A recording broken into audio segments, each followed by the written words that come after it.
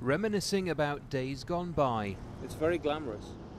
It was wonderful. We walked home back through the streets of Paris in the middle of the night.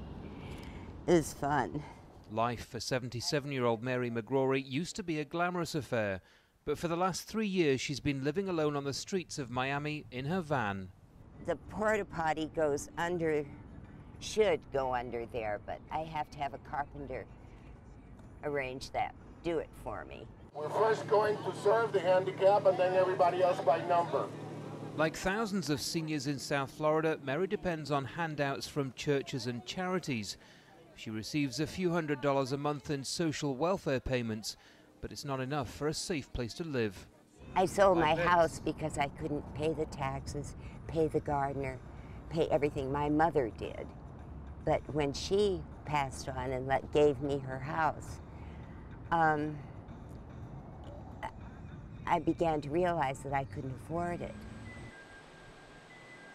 At one of Florida's biggest food banks, the problems of North America's elderly population are all too familiar. You have to pay your rent, you have to pay your medical bills, you have to pay your utilities, and somehow, some way, you have to put food on the table. There's really not a lot of programs to help them in their golden years.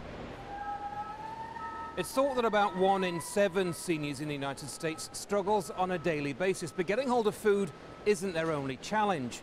Increasingly, it's the rising cost of medical care that is forcing more and more people into poverty. Mary tells us she can't even afford basic medication despite the fact she has skin cancer, and living like this isn't helping her chances of moving on. I want to get into an apartment, but a friend of mine pointed out to me that if I have to be decontaminated, and my dog, before we even go in the apartment.